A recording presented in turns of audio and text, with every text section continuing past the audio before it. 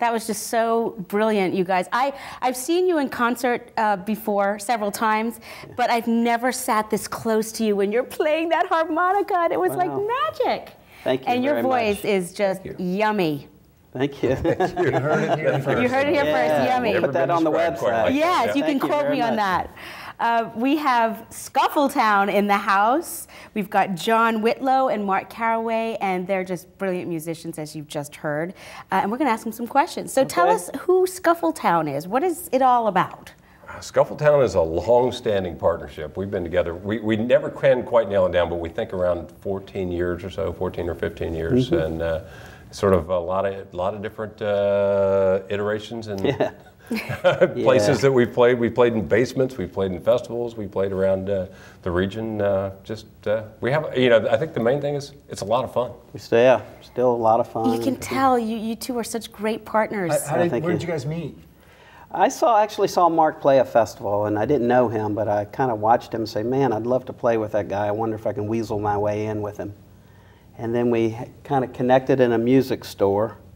And you just came sauntering up, playing the harmonica? He had a man crush. Yeah. Maybe that's it. John said, would you like to play in my basement? And I said, and I thought that was kind of one of those weird propositions. And 14 years later. Yeah, it was a great house concert, and we started playing together there, and 14 years later. Yeah, we started informally dropping in at gigs, and then started doing some formal gigs together, shows outside of town a lot, and then we just started getting really good feedback from people, got to know each other and said, let's just give it a try. And that was probably 13 years ago. We've been going pretty strong ever since. Has it always been just the two of you?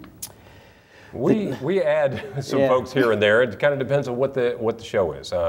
And where we're playing. We've got a lot of friends in the area. We have a bass player, Vaughn Mayers from Mando Mafia, that we work with quite a bit in some of our shows, and then we kind of add a drummer sometimes that just sort of depends on what we need to do. So where do you play? Where can the viewers see you or find out how to see you? Well, we used to do Gravity Lounge a lot, and that has changed. So now our main gig in town is at Seaville Coffee, which is a really great venue. It is. We've seen you there. Yeah, it's a wonderful little venue, very intimate. And then we're doing a lot of festivals. They can go to our website and check it out. And we've been playing a lot outside of the region the last 2 or 3 years, down in Tidewater and Northern Virginia and around. But we still try to hit locally at least once a month. So. Excellent. And they can see that on your website. Yeah. Yep. And CDs, can they also buy CDs they can buy on the CDs website? off, Because you've got a couple of CDs, don't you? Yeah, we have three. Three of them. Yeah, that's fantastic. We don't have a lot of time left, but I just want to say that trained musicians tend to have higher IQs. That's a fact, and that kind of I looked it up, and you're able to come up with new solutions to sort of open-ended and multifaceted problems. So you kind of parlayed that into a bit of a business, didn't you? Teaching corporate, like sort of leadership stuff, right?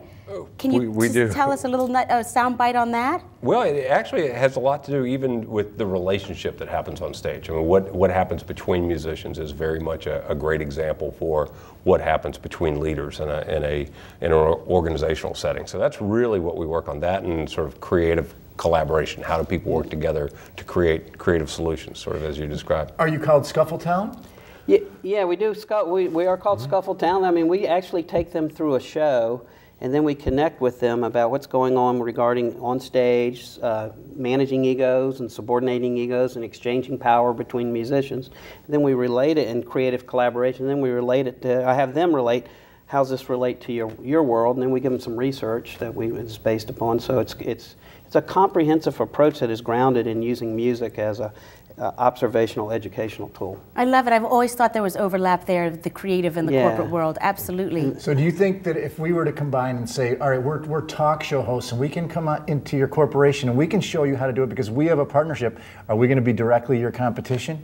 You might be. You might be. He's not a musician. We're coming after you. Get my meaning? He's not a musician. It's been a wonderful thing, though, honestly, because it's opened us and allowed us to play our music to places we never thought we'd be. And we've played it for people all over the world. Love that. Honestly, we do conferences and we do a lot with foreign service folks and diplomats, and it's just been this interesting twist that we never anticipate it, but we're playing a lot of music now in corporate settings. I'll bet. I just do you have a stack of CDs at every one of those things We you go? do. Good, We do. good, smart Awesome. businessman. Very good. And sales are very good, and it pays a lot more than folk music. Yeah, we don't even have time to get into your PhD, and are you even a principal? You were a principal. I'm running a regional educational You're program. running a regional education. I mean, you got to come back. We'd love to. Please, We'd love to. back. Yeah, We'd really we'd be appreciate happy you to. having Maybe a shorter song and more about you, or I don't know. We just love your music too. But thank you very so much much. for coming, both of you.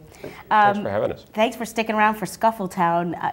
You got to go see them live. They are so fantastic. Yeah. Euphoric, I think, was the word I used after they just played. You said yummy here. Yummy. Yummy. I kid you not. So stay tuned because we've got the food segment coming up with the Horse and Hound Gastropub. Lana's favorite part. Can't wait. Stay tuned.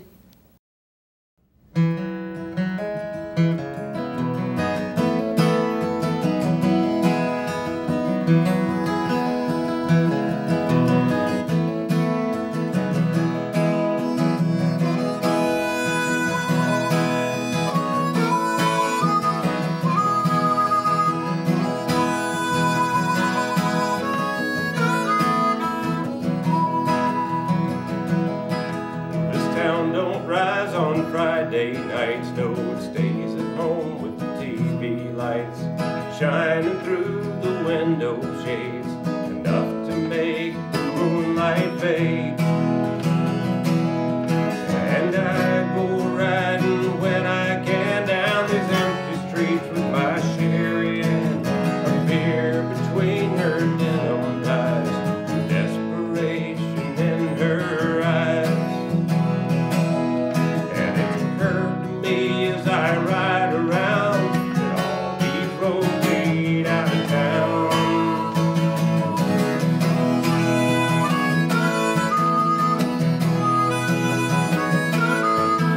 And I work down at the grocery store, packing boxes and mopping floors.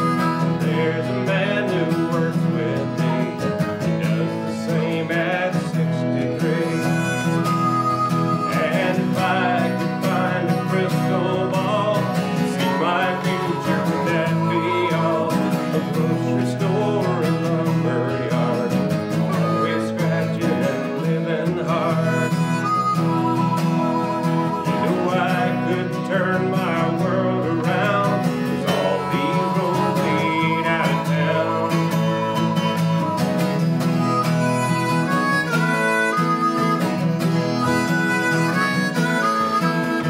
I got folks and some friends I've known for the 17 years that I've been gone. They don't seem to know or care that much about the world out there.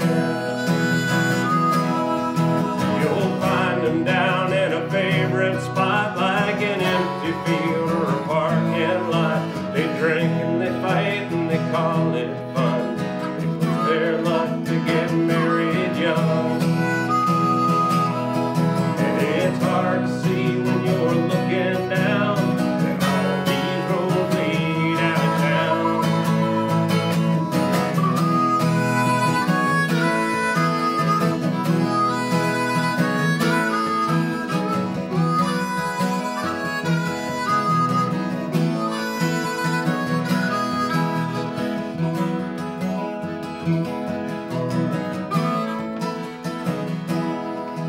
And I'm in school, but I don't care. Learn the things they teach me there. So I sit back and I play their game as the hours drag like a ball and chain. And I'll turn 18 within the year, and you can bet that I'll be leaving here, going someplace with something more than a lumber yard and a grocery store. And I'll just lay that pedal down, 'cause all these roads lead out of town.